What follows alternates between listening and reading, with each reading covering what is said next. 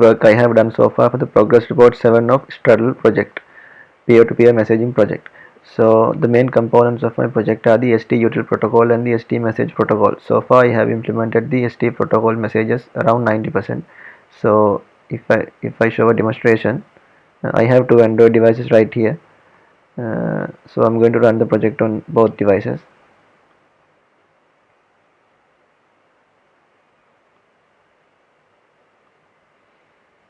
Uh, the devices shows this create account since this is utilized by the ST-util protocol, which is yet to be implemented. So I will have to enter the connection details such as IP addresses manually. Once the ST-util protocol is implemented, these details will be obtained through the server using the ST-util protocol.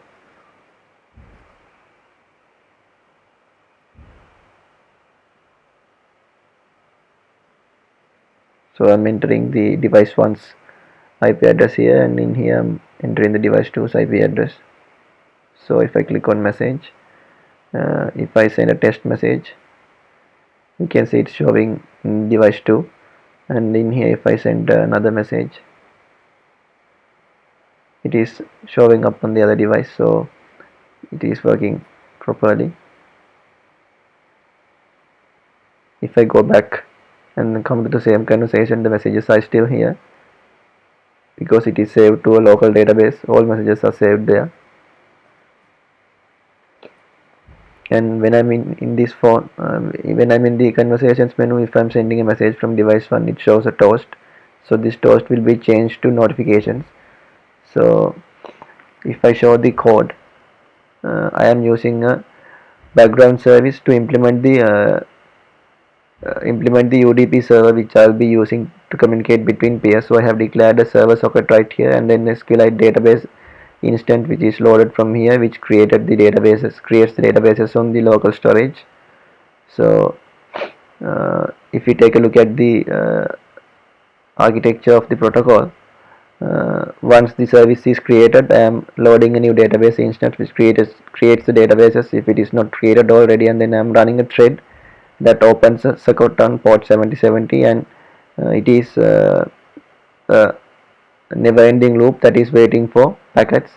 So once a packet is received in this section, it is analyzed in this section, and then the code determines which type of a packet that is. So if it's a message, the message will be saved to the local storage, local database called received message, and then it will be broadcasted. So once the message is broadcasted, the activities can capture that message.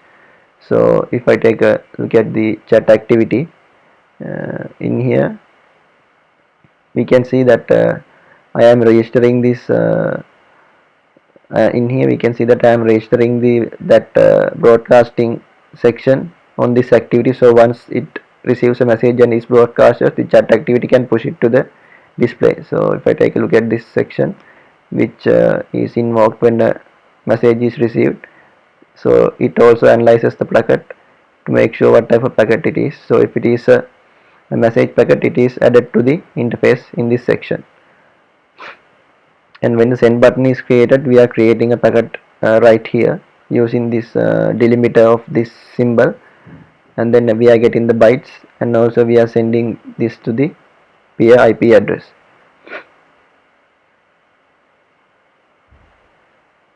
So that is the basics of the ST message protocol. And when talking about the ST-util protocol, I have come up with a blocker that is solving the NAT problem.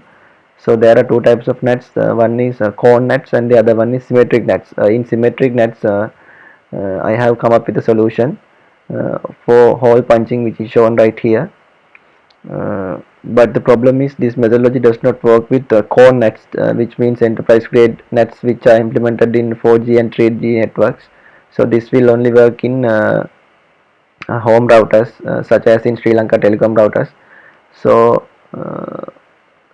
as a solution, I have come up with a NAT detection client that and a server that allows me to see which type of a NAT the client is behind. So once this is figured out, I will complete the ST-util protocol as well. Thank you.